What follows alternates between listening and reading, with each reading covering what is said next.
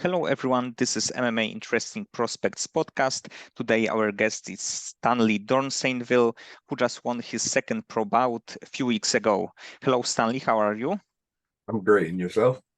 Yes, I'm good, and I'm happy to talk to you. Stanley, if you can talk a little bit about beginning of your career, because you are just on this like the beginning stage. So if you can tell me why this adventure with MMA happened. Yeah. So originally, I just did MMA to get in shape. I started off with kickboxing and jujitsu at my original gym, Christian Carvalho, and I was there. I was training. I was having fun. I watch a lot of anime and I pick up a lot of stuff from there. And I bring it into the cage and stuff like that. And I practice that while sparring and stuff. And a good friend of mine, a British guy, he was like, "Hey, you could be in the UFC." And I was like, "UFC, what's that?" And I was 17 years old. And then I looked it up and I was like, oh, I've heard of this before. And I've seen like Anthony Pettis, Robbie Lawler. Those are the two names that come to mind. And I was like, oh, I could do this. So let me try it out. And I had some teammates who were MMA fighters and I see them fight and stuff like that. And I'm like, oh, I totally got to try this. And then I just ran with it. And Anthony Pettis and Robbie Lawler are great icons and great like guys to have icon to be inspired. Yes. Yeah, definitely. Especially Robbie Lawler, super respectful. Anthony Pettis, traditional martial artist, super respectful, long career. So much to look forward to. Hopefully I could have a career as long as them. And you had a quite interesting amateur career because you were undefeated. You won two titles in the lightweight divisions in two organization. So how important is for young fighters to have an amateur career?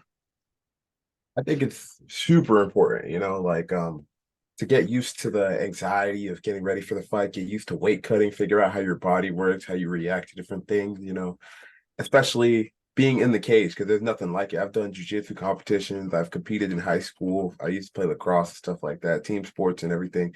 But when you get into the cage, it's a completely different feeling. So if you go in there, especially as a pro, just starting off, never had that kind of experience, you might start off with a loss, you might start off with a couple of losses, and then your career trajectory is going to go from, oh, I could be a star to like straight from the bottom, and then you have to crawl your way out of there. And there's nothing wrong with that. There's a lot of great guys who've been able to crawl out of that. But I'd rather people take your losses, take your understanding. Oh, I can't make this weight. I can make this one though. Get comfortable with themselves in the amateurs where there isn't as much risk. They take those suspensions and it's not like, oh, I quit my job so I can get paid and this and that. They could get a full understanding of the sport and like things around it. And then when they go pro, they're not like blindsided by everything that comes in. Yes, and I also think that it is good because most fans only look at the professional record. So even if you have like 5 or 7 losses, it really doesn't matter. But it's like a little bit like a proving ground. On amateur scene, you can get some experience, know some new things, and then uh, go pro and be undefeated. Exactly. Yeah. Get to know who you are as a fighter. You might think, oh, I'm a striker, and then you end up grappling your whole career, or oh, I'm a grappler, and then every fight you have, you end up striking. Rather than figuring out in there with someone who knows what they're doing, comfortable with themselves, 100%. And you were undefeated as the amateur. You right now are undefeated as the pro. So are you a little bit afraid of like losing the first fight that someone will take this all from you, or is it more like the also a learning experience if someone will beat you? It's funny. I thought about this question. I was like, what if someone asked me that one day? What would I say? And like, to be honest, being undefeated is cool, but it's not like my main thing. You know what I mean? A lot of people, they're like, oh, I'm undefeated, rah, rah, rah. I don't really care about being undefeated. It's cool. And I'm happy that I'm undefeated. A lot of people are like, oh, stay undefeated, this and that. But that's just a byproduct of my work. I go into the gym, I work hard, I make sure I'm doing everything right. Some people may not agree with me. I'm not that disciplined when it comes to food and stuff like that, but 100%, I train like a martial artist or a hard working person. I'm always in the gym, I'm always working, I'm always trying to learn new things, and I'm undefeated because of that, because of the people around me who've helped me. And if I do take a loss one day, then the best man won that day, but I'm willing to accept it. Losing is always a possibility, but it's never an option for me. And in MMA, there are so many styles that it's hard to be always prepared from every style. And if you are undefeated for like 20 fights, it also may mean that we are fighting wrong kind of fighters, like a Exactly. little bit like in the boxing, that you are like 20-0, 30-0, and still you didn't have a like tough opponent in front of you. Yeah, exactly. Like me personally, like the fact that I haven't lost is kind of like it's kind of surprising to me because I look for the tough fights. The tough fights don't look for me. You know, I'm always calling out tough guys. They don't want to come fight me, but whoever calls my name, I'm there for it 110%. So if someone decides, hey, I know how to beat you, all the power to you. Let's see if you can do it. Come and try. And what is the plan for you for this year? Because you had two bouts, you won finish both your opponents. So how many fights would you like to have in next 6 months? Well, I'm going to have 5 fights this year. That's the goal. That 110%. I'm striving for 5 fights. I haven't taken damage in these past 2 fights, but as the competition gets higher and better, it's going to be more difficult to do that. So while I'm young, while I can take these beatings, I'm going to go in there, go into camp, take my licks, get in there 5 times this year. And hey, the goal is to get to the highest level of the sport, be the best in the world. So if that's what I got to do, I'm going to do it. Yes, and it's also good because you are not hurt from any of this fight. So it means that you can take more of fights, because if you would be beat up, it would be a little bit harder. But right now, I think that three fights in next the 6 months would be great for you. Definitely.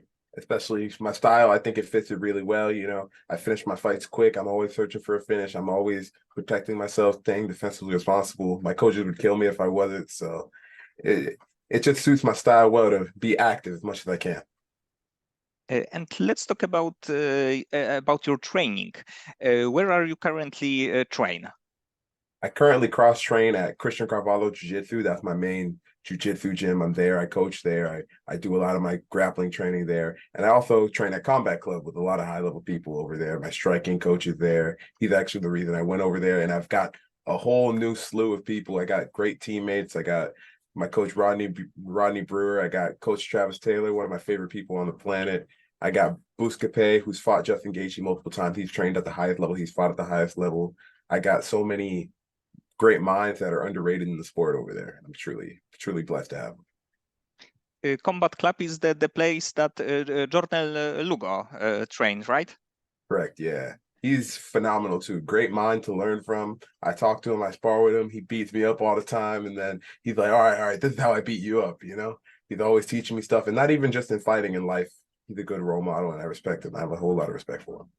Yes, and I think that he can be a bantamweight champion in Bellator in few fights, even with this losing streak, because he lost 2 fights. I think that still a few more wins, and he will be fighting for the title there. Oh, 100%. He's just got to clean some things up. He's going to hop right back in there. You know, he's always in the gym. He's always putting in that work. So I know he's going to get back to where he needs to get.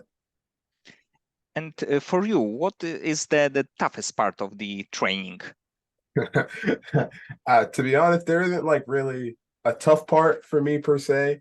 I love it all. I love the whole sport. You know, I mean, even the parts that suck, like weight cutting, that'll probably be my toughest part, cutting the weight and this and that. But like, hey, it just shows how bad I really want it in the grand scheme of things. But overall, just managing the time to get to training, that's probably managing time, managing what I'm eating, just staying disciplined and being like an athlete rather than just being a fighter or a martial artist. Now I have to be a whole athlete, complete athlete. I have to do strength conditioning. I have to manage my diet. I have to get enough sleep.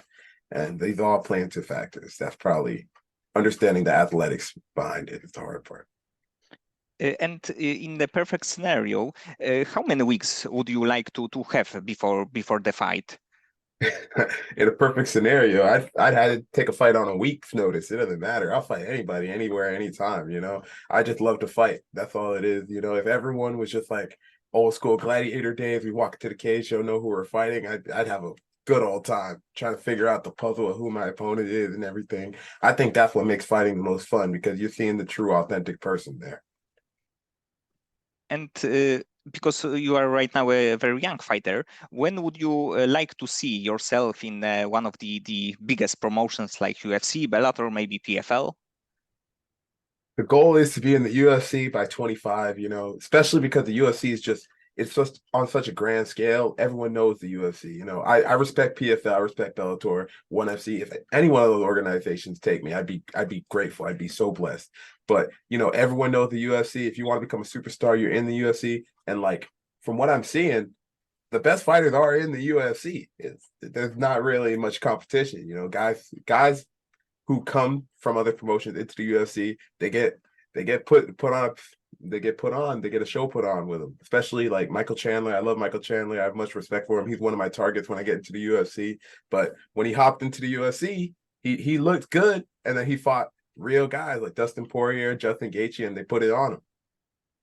Yes, yes, and he was a few-time Bellator champion. So it's also outside of the UFC, it's the highest level. Exactly. Yeah. So it lets you know where the rankings are, in my opinion. So if is the Michael Chandler like the dream fight for you? If you can pick anyone. Ah, dream fight. Oh, dude. I have so many dream fights. It's not even funny. I just love fighting. Michael Chandler, the only reason I target him is because at the time he knocked out Tony Ferguson. I was like, oh, that's my dog. I love Tony Ferguson. Michael Chandler is one of my favorite fights. If I could fight that guy, I would. Hanato Moicano, I met him a couple years back. We had a sparring session. He beat me up when I was a young fighter, and now I'm like, oh, I got to get my lick back. I got to get on Moicano. Max Holloway, my favorite fighter of all time. If he ever decides to go to 55 while I'm still around, dude, I'll totally fight him. There's so many good fights out there. I can't pick one. I'd lose my mind. Yes, in lightweight division, like there are guys like Poirier, Gaethje, Oh yeah. Holloway had this one fight. Also Ferguson, Chandler. So every guy from top 10 or even top 15 is a dream fight. Exactly. And like even like if weight classes didn't matter, I'd be fighting everybody from 125 all the way up. All these guys, so many different styles. John Jones, even though he'd smash me, I'd like there's so much to learn in that opportunity fighting somebody like that. I'd totally do it. I'd fight anybody. And do you ever consider going to the welterweight division? All the time, man. Let me tell you, because I'm a big boy. I like to eat. I always make weight, never miss weight. But God, that weight cut, I'd be like, I don't want to do this no more, man. Everyone should just fight at their natural weight. But if I went up to 170, I'd be fighting 200-pound guys, and I'm not scared of that. But we got to think about the future. You can't just take stupid fights. And how many pounds do you usually cut? Usually, it maybe like 15. It's not a lot, but it's still weight cutting sucks regardless. Dehydrating my body like that, I got to be smarter, especially outside of camp. That's one thing I'm working on: being smarter with my diet, being more disciplined, so I'm not sitting there on the fight week, sitting there in the sauna, dying, getting yelled at. Yes, yes, and usually for the fighters, it's like the worst thing is the cutting weight. It's like the not the opponent, not like anything else. It's like cutting weight, so it's also quite interesting. That's honestly, if fighting didn't involve cutting weight, I would be fighting way more than 5 times this year. I promise you that. And do you have a fighter who is like the inspiration for you that you would like to be like close to? Oh, could you repeat that? I couldn't hear the first part of the question. Yes. Do you have a fighter that is kind of is inspiration for you? Oh man, fighter that inspiration. Ah, dang, I gotta think about this. It'll probably be Charles Oliveira. Like him and Max Holloway are my two favorite fighters. So, but looking at Charles' career, he's a jiu-jitsu guy, and a lot of people say jiu-jitsu doesn't work in high-level MMA. And me, who started off with jiu-jitsu with my great sensei Christian Carvalho, it's like, nah, I don't believe it. And as you can see, he's submitting everyone. I'm submitting everyone. And looking at him, he came to the UFC undefeated. He started losing a little bit, and he just picked himself back up from the ashes. Just lets me know anybody could do it. It doesn't matter how you start, but how you finish. Yes, his story was a little bit like Michael Bisping's story. Yeah, He lost fights. He fought everyone, but there was a point in time that he started to winning everything, exactly. and I think that his fight against Islam, the rematch, would be also an interesting bout, because I think that it can look much different than the first one. Yeah, most definitely. I think the first fight, I don't know, he must have gotten in his own head or something, especially because he lost the belt the previous fight because of the scale. And I think this time, after what he did to Beneil, and I was worried about that Beneil fight because Beneil's like, if there's anybody in the division who's gonna stop Charles, it would be Beneil with his grappling skill and his abilities. But after seeing what he did to Beneil, I don't think Islam's gonna have an easy night like he did last time. So, do you think that Charles will win? Oh, most definitely. I think I look at MMA as rock, paper, scissors. Jiu-jitsu beats wrestling. Wrestling beats striking. Striking beats jiu-jitsu. And I think Charles's jiu-jitsu plays too much of a factor. And I think he's a better striker overall, in my opinion. Islam's a great champion, don't get me wrong, but I got to root for my Brazilian brother. I'm not Brazilian, but I love them Brazilians, man. Yes, and I think that it's quite possible because Charles can finish everyone on the ground, and he's also a really good and dangerous striker. So it's also the danger to be fighting him in the like stand-up war. Oh, most definitely. Yeah. That last fight, I think it was just Charles getting in his own head, and I think this time he's focused 100%. He knows where he needs to be. He's got it all back. He's got his confidence back, and I think he's going to go out there and he's going to put on a show. And what do you think about the BMF fight, Dustin Poirier against Justin Gaethje? Me personally, I don't think either of those guys are BMFs, in my opinion, but I think it's going to be a great fight. I'm definitely going to watch that. Maybe pop up an illegal stream or something. I think Dustin's going to win again. I think Dustin's just too high level. He's one of those guys who, unfortunately, is stuck in limbo. They're not good enough to become a champion, but they're just good enough to become a superstar. And personally, I don't think the BMF belt should go to either of them. I think it's personally more like I think Charles deserved that belt. A lot of guys, there's a lot of more deserving guys. Kevin Holland, a lot of really good guys. But either way, I'm excited to see it. And hey, maybe when I get into the UFC, if they want to toss me up for that belt, I'll take it. And people like to criticize this belt, but I think that it's interesting. It's kind of fun. Of course, Yeah, it doesn't mean that it's like the best lightweight fighter, or when Masvidal fought against Diaz, it's not the welterweight fight, welterweight title fight, but still, it's kind of funny. yeah. I think it's like a superstar belt. It's like, oh, you guys are two entertaining fighters. People are always coming to watch you fight. So let's give you a belt because you're making you're selling all the pay-per-views. And like I haven't met anybody who doesn't like Dustin Poirier or Justin Gaethje. So I think it's a good marketing move. I love it. I think it's fun. And for you, what do you think would be a toughest stylistically matchup? Like in the UFC lightweight division right now. No, even on the original scene. Mm. Right now, if they could find a really competent wrestler, I think that'd be a fun fight for me, because I'm not gonna sit here and say my wrestling's bad, but I like to make a joke that I'm D1 All American, but wrestlers, they're fun to fight. They're not gonna quit on themselves, and especially if he has good submission defense, it'll give me a challenge. And there's nothing I love more than a challenge. Strikers, they're fun, but I got great strikers in my gym anyway. So if I want to take my head trauma, I'll meet them up there. But if they can find a good wrestler to fight me, I'll take it. But that's one of those fights where I'm like, oh, okay, now I gotta be on my P's and Q's. But it also can higher your level of overall MMA game, because it's like you have to be a little bit strategic. You have to work a little bit in the like wrestling department. So even if this would be a tough matchup, you will be better fighter after this. Exactly, 100%. And that's all I want. It's all about self-mastery for me in the journey, I just want to go out there, make friends, beat people up, get paid, become the best in the world. And that's just being myself, just being myself and becoming the best in the world doing that. And what is the biggest motivation for you as the MMA fighter? Just love of fighting.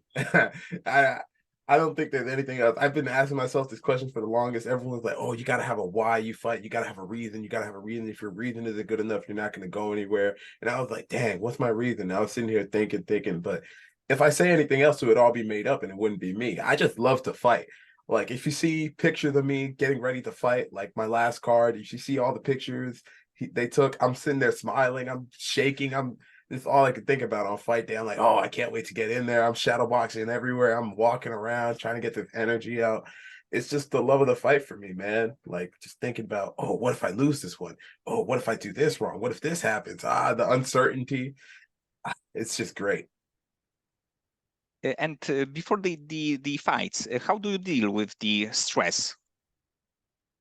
Me, I like to go for walks a lot. I write in my notebook, I write my goals out, write how I want the fight to play out, and then I like to walk around. I like to talk to people. I try to take myself out of that mind space, rather than being fueled with anxiety for the future, just live in the moment. Whatever happens, happens. Like I said before, losing is a possibility, is never an option. So I'm not even worried about it. If I lose, so be it. It was my time. God willed it for that to happen. And it's just a learning experience. So Yes, and I think that is a good mindset because it's not good to lose the fight, but it actually mean nothing much, to be honest, because it will be another day, another fight, and you still will be able to go for your dreams and then go for accomplishments and then go to the UFC. So it's like one yeah. lose lost. It's nothing.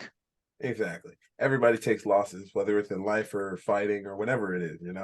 And you just got to learn to accept it. If I die, I die. So that's all I say. When I'm walking in the cage, I'm like, if I die, I die. But I'm not going to die in the cage. So ain't nothing to worry about. And after the fights, what do you like to do to relax and maybe you don't have to or can't really train? What do you like to do in your free time?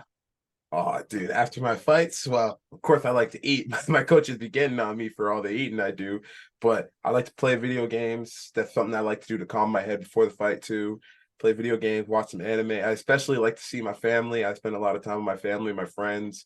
Like last card, one of my friends flew out to Detroit. I'm sad that he flew out for a 1 round fight, but I like to go over there, yell at them, play around. I like to talk to fans right after the fights, especially seeing all the people on Instagram cheer me on. It really coming from like a kid who wasn't that active, who was kind of like a loser, I guess you could say, if you're talking about like traditional high school standards.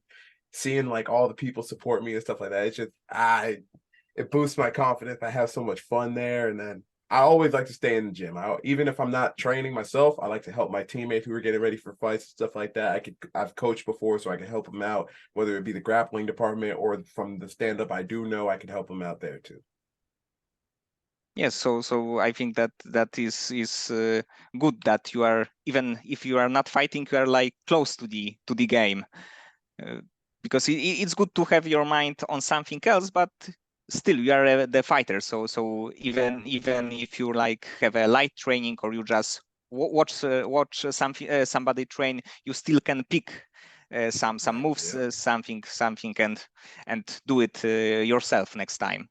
100%. Like last camp, right after the fight, I went to training the next Monday.